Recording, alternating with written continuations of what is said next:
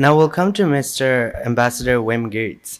From a diplomacy and a human rights lens, how are states adapting to this new boom of AI generated disinformation, both as targets and potential responders? But very importantly, what are the red lines to avoid censorship? So on one side, we're trying to battle disinformation, but we also don't want to censor. So it'd be great to, hear what's happening, for example, in Europe. Thank you, Usama. Well, it starts with freedom of expression, of course. That's a priority in our foreign policy. And that includes also combating censorship and the criminalization of legitimate speech.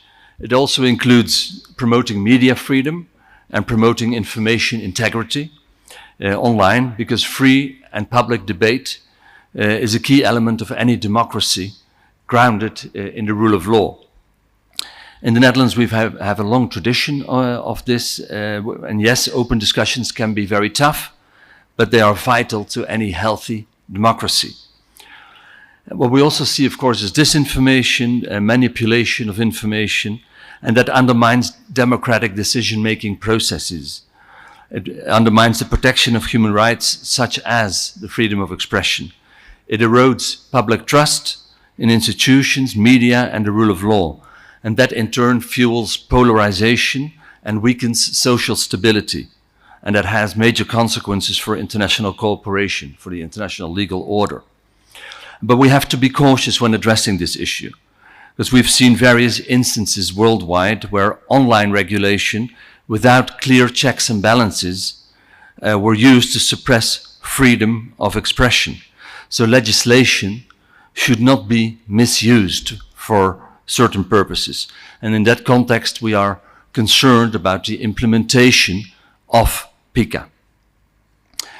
Protecting freedom of expression and the pluriform debate contribute to open, safe, secure, prosperous, and democratic societies. So we need strong, independent, pluralistic media. And let me turn to AI for a moment, Usama.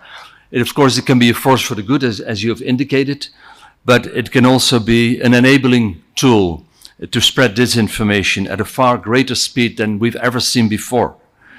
And some algorithms are built in such a way that unreliable information spreads like wildfire. And what we're seeing today, for example, is the US right now, today, is a nation that is divided by algorithms. And we see generative video models that are making it increasingly difficult to distinguish between real and manipulated content, as the previous speaker said very well. And the very existence of those technologies erodes trust in content shared online. So what can we do, right? It's very difficult to establish an effective strategy, but the European Union, the EU, has adopted the Digital Services Act, the DSA, and it does three things. One, it obliges large online platforms to moderate online content. Two, also the companies have to apply transparency criteria. And three, it includes a supervisory system. It is being criticized right now by the US, but it's being applauded by civil society as the only tool to address disinformation with respect for freedom of expression. And we believe that it's of paramount importance that we work together with all stakeholders. It's a multi-stakeholder approach that we need. A collaborative effort from government, civil society, and the private sector, where together we can develop the right strategy. We have no problem in and of itself with big tech making a lot of money. What we do have a problem with is that they're doing that at the expense of citizens.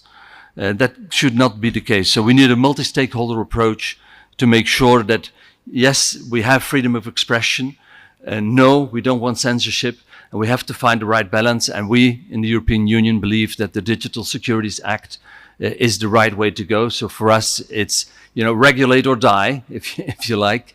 We have to keep calm and enforce the Digital Securities Act. Thank you.